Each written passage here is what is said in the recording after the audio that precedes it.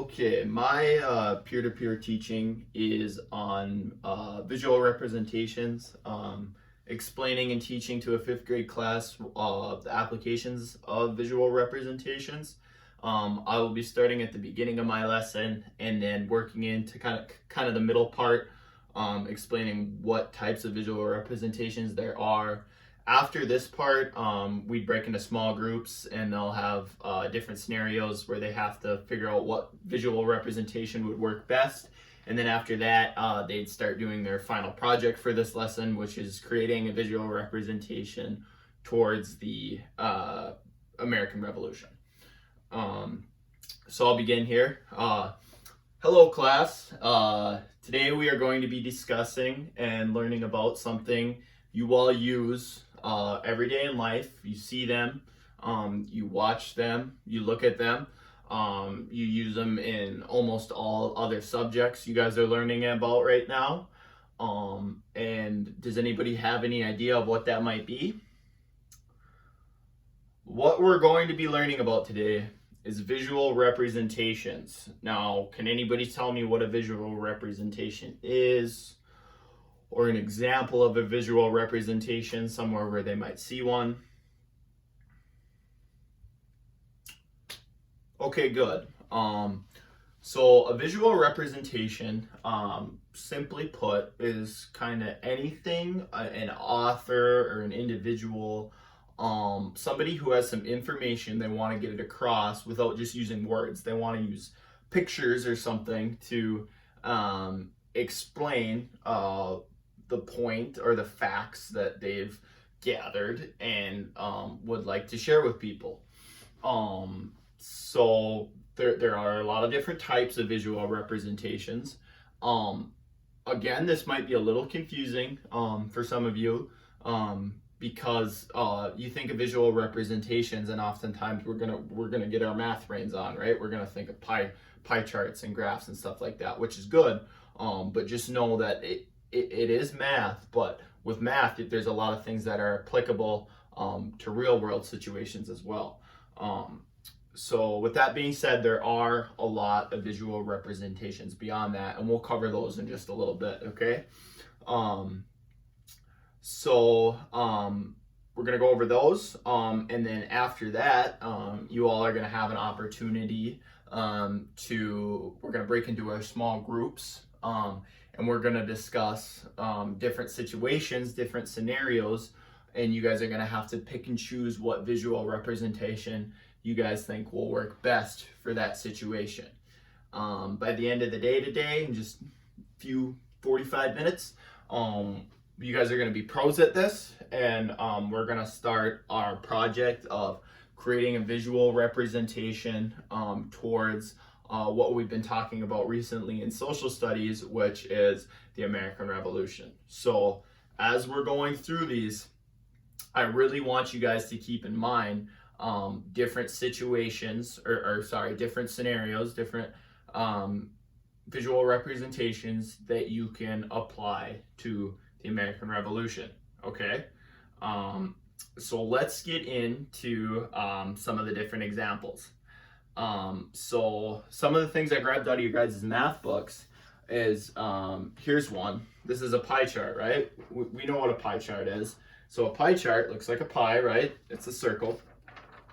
And the pie chart is going to show different types of, so for this one here, this one's favorite outdoor activities, right? So one of the best things about visual representations is you can just kind of glance at this. You don't have to look at it very hard to figure out which one the favorite is, right? So the author, the creator of this, is easily getting their point across, which is the whole idea of creating a visual representation, right? Because it makes it easier for a person's mind to understand the information that's being processed at them or pushed at them. So here you can easily look and see that fishing here is the favorite, right? Because it's the biggest. And then you can look and see it gets a little confusing because cycling and skating, they're pretty close. And then it's obvious that surfing is the least favorite, right?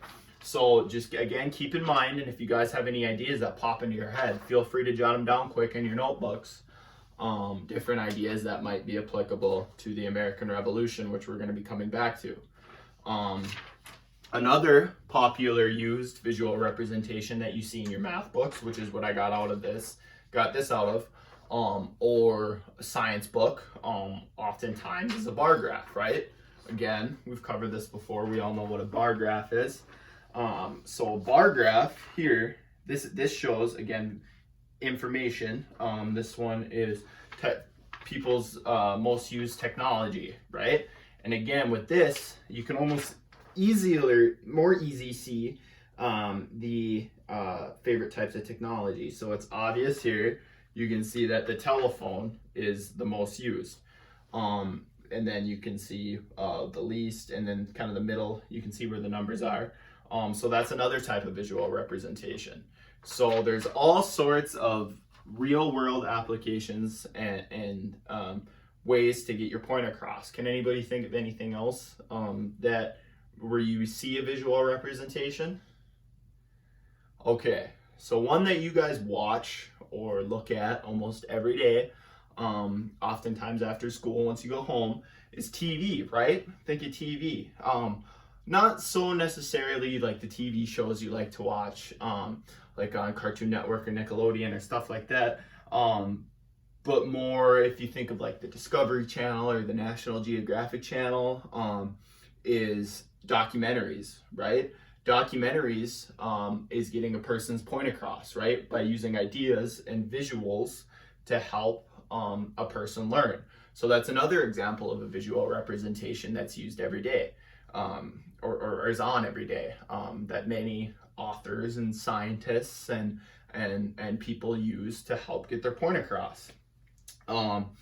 So one other one, a great one that has many different applications is a map, right? So there's all sorts of different types of maps. There's road maps, there's maps that you see on the wall, there's globes. And what you can do with a map, which is nice, especially as we talk about social studies and history, is with a map you can put certain dates on, right? You can put important dates, and then you can also put different where different types of people were at a certain time, what certain events were taking place in certain areas. So that's one that you might want to keep in mind for your final project. But you guys will have the opportunity and the freedom to kind of pick and choose what you want to do for that.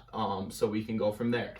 So right now, I'd like you guys to break into your small groups, and we're going to be discussing different scenarios that you guys are going to be able to pick and choose what type of visual representations you guys are going to think is best for your scenarios. So let's quickly get into our small groups and begin that.